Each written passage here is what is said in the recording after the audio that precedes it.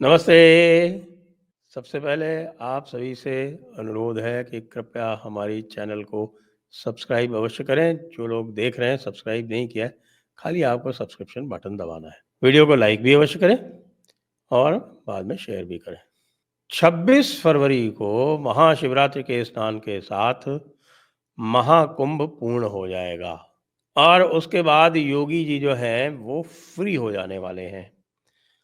अब योगी जी ने जो है वो कुछ चीज़ें ठान रखी हैं और कुछ चीज़ों का अवसर जो है वो भाईजान लोग उन्हें और भी दे रहे हैं। जैसे आपको उदाहरण दें कि कल वक्फ बिल के ऊपर एक प्रेस कॉन्फ्रेंस की all India Muslim personal law board ने, और मुस्लिम पर्सनल लॉ बोर्ड के जो भी प्रवक्ता थे उसमें उन्होंने खुली धमकी दी कि भाई ठीक है, संविधान आपका है लेकिन सड़कें हमारी नहीं, पार्लियामेंट आपकी है लेकिन सड़कें हमारी। तो हम जो है वो एहतजाज करेंगे और फिर उसके बाद फिर उनको ध्यान आया होगा कि एहतजाज करने का मतलब क्या होता है और इसका क्या अर्थ निकाला जा सकता है, इसके क्या गंभीर परिणाम हो सकते हैं। तो उन्होंने कहा हम आईन के दायरे में रह के हम एहतजाज करेंगे। तो आईन के दायरे में रह के एहतजाज करेंगे तो सड़कों पर क्या करेंगे भाई? सड़कों को तो आप अगर आप आईन, मतलब आईन का मतलब होता है कॉन्स्टिट्यूशन उर्दू में। तो अगर आप आईन के दायरे में रहते हैं तो किस तरह का एहतजाज करेंगे भाई? सड़कें रोकना तो किसी भी तरह से कॉन्स्टिट्यूशनल है नहीं। आपको पता है कि जिन्होंने भी सड़कें रोकी थी, अब ये तो है कि ढीला बना रखा है उन्होंने, लेकिन जिन्होंने भी सड़कें रोकी थी उनके सबके खिलाफ मुकदमे हुए। अब वो मुकदमे जो हैं अभी भले ही ठंडे बस्ते में पड़े हों, लेकिन जभी भी होगा तब एक्टिवेट कर दिए जाएँगे। अब राकेश टिकैत का ये हाल है कि आप जानते हैं कि उन्होंने महाकुंभ में जाके और डुबकी भी लगाई और योगी जी की तारीफ़ भी कर दी। क्योंकि उनको पता है, उनको अच्छी तरह से पता है कि उनको उत्तर प्रदेश में ही रहना है। योगी जी ने अब ये तय कर लिया है कि भई इस प्रकार की जो भी हरकतें करेगा, उसका कानून जो है वो उसको अपना रास्ता दिखाएगा। कानून को रास्ता किस प्रकार से दिखाता है, आप सभी लोग जानते हैं। और मोदी और योगी जी इस बात से भी बहुत आहत हैं कि कुछ लोगों ने षड्यंत्र करके महाकुंभ की व्यवस्था को बिगाड़ने का प्रयास किया।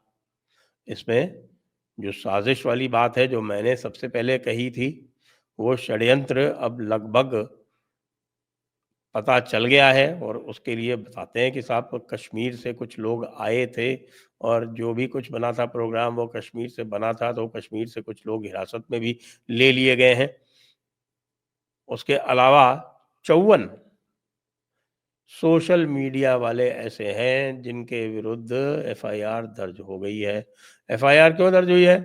उन्होंने कोई मिस्र यानी इजिप्ट इजिप्ट में कोई आग लगी थी तो उसका फोटो यहाँ वायरल करके ये बताने का प्रयास किया कि भाई ये जो है महाकुंभ में आग लग गई है, जिससे कि पैनिक फैल जाए।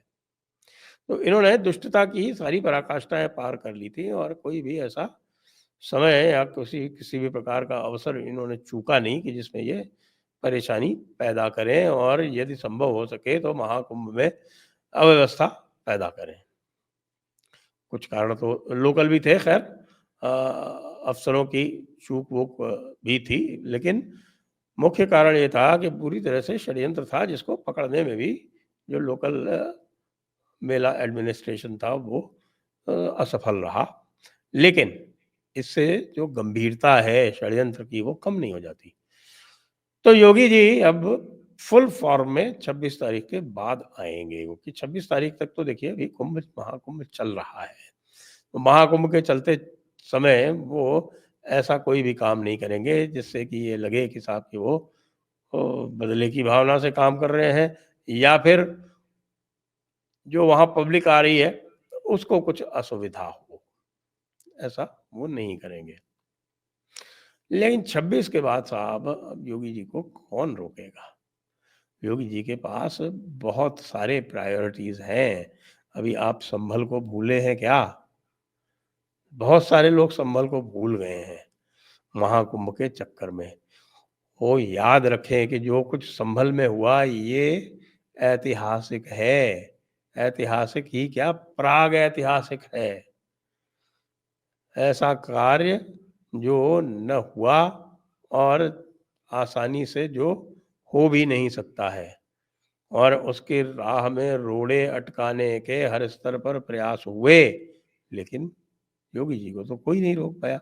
योगी जी को कोई रोक सकता भी नहीं, क्योंकि उनको पता है कि भाई न्यायालयों की अपनी एक सीमा होती है। न्यायालय उस सीमा के बाहर जाकर कार्य नहीं कर सकते। सरकार जो है वो तुरंत काम कर सकती है। सरकार किसी का भी अगर मान लीजिए उसको घर गिराना हो तो वो 15 मिनट में कार्रवाई आरंभ कर सकती है, जब तक वो न्यायालय के दरवाजे पर पहुँचे, न्यायालय खुले, तब तक सारा का सारा काम पूरा हो चुका होता है। ऐसा अनेकों बार हुआ। अब योगी जी जो हैं वो कार्य बहुत सिस्टमैटिक ढंग से भी करते हैं।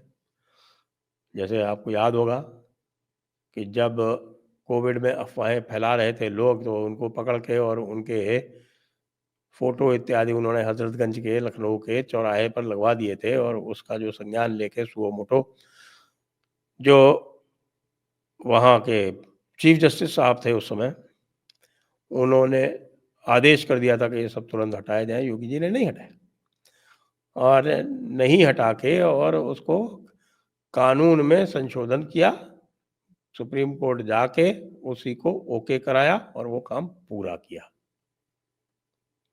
इसी तरह से आपको ध्यान होगा कि मुख्तार अंसारी को बचाने के लिए जितनी भी शक्तियाँ थीं वो एक्टिव थीं।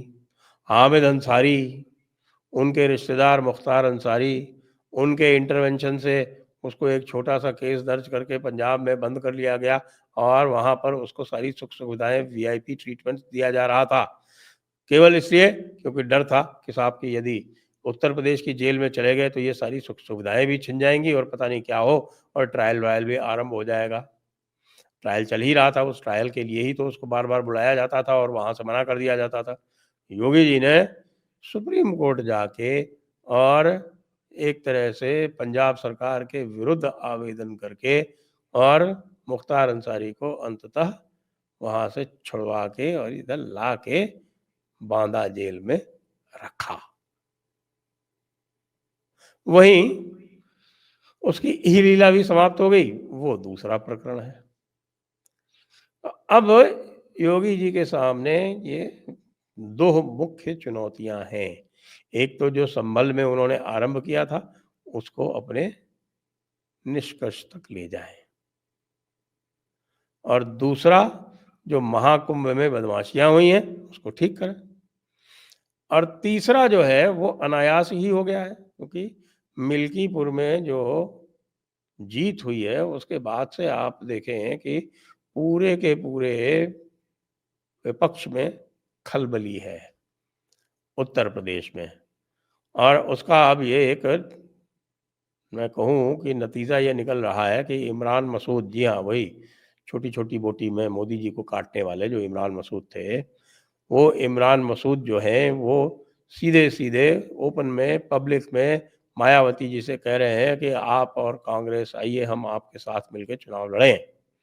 अच्छा, ये संभव भी हो सकता है कि कांग्रेस के साथ में, क्योंकि मायावती जी का तो ये है कि भई जो कोई भी उनके साथ चुनाव लड़े, उसको झुकना पड़ेगा। तो झुकने के लिए तो भई इस मामले में कांग्रेस सदैव तैयार है। जब वो अखिलेश बाबू मायावती जी के आगे झुक गए, जी हाँ, जब 2019 में उनमें समझौता हुआ था, तो मायावती जी तो she was the big sister. आपके समाजवादी पार्टी वालों को उनकी चरण वंदना करनी पड़ती थी, वो कभी नहीं करती थी। ध्यान है ना आपको? डिंपल यादव ने पैर छुए थे, और उसके बाद यादवों के वोट कम हो गए थे समाजवादी पार्टी के। क्योंकि यादवों का और जो मायावती का वोट बैंक है, उसका तो ज़मीनी स्तर पर कलेश है, क्लैश भी है, कलेश भी है। तो उनका जब क्लैश और क्लेश है ज़मीनी स्तर पर, तो भाई कैसे साथ-साथ चलेंगे? तो वो फ़ेल हुआ उस टाइम। लेकिन कांग्रेस के साथ तो चल सकता है मामला। क्योंकि कांग्रेस का तो वोट बैंक आजकल जो है वो पूरी तरह से कांग्रेस चूंकि मुस्लिम लीग में ही परिवर्तित हो गई है, तो कांग्रेस का जो वोट बैंक है वो मुसलमानों के अलावा कुछ है भी नहीं। और मायावती का जो दलित वोट बैंक है वो पूरी तरह नहीं तो 60-70% तो इंटैक्ट है ही। तो ये जो सिनर्जी बनती है, इससे कुछ संभावनाएं बनती हैं और मुझे लगता है कि इन संभावनाओं के चलते कांग्रेस ये चाहेगी कि वो बहन जी के साथ आए, जिससे बहन जी के साथ आने में उसको किसी भी तरह की ये दिक्कत नहीं होगी कि वोट ट्रांसफर होगा या नहीं होगा। वोट ट्रांसफर तो पक्का है और दोनों तरफ का वोट ट्रांसफर पक्का है।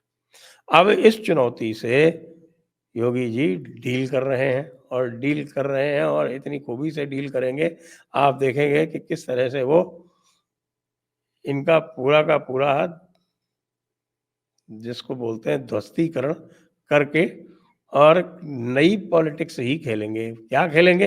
इसके बारे में एक बार मैं बात आपको कर चुका हूँ।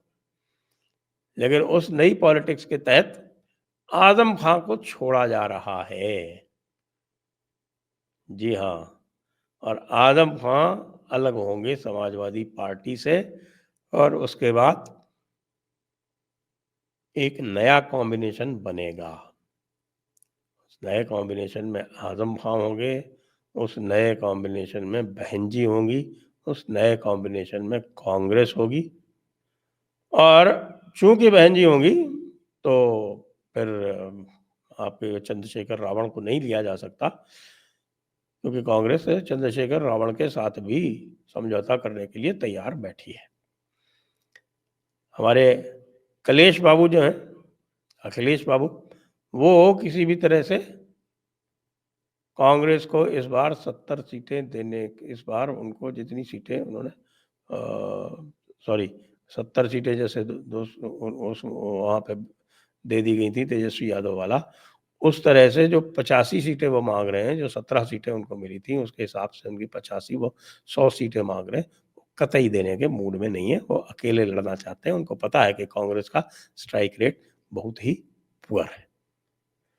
अब आप देखेंगे योगी जी को फुल फॉर्म में 26 तारीख के बाद। जय हिंद, जय भारत, वंदे मातरम।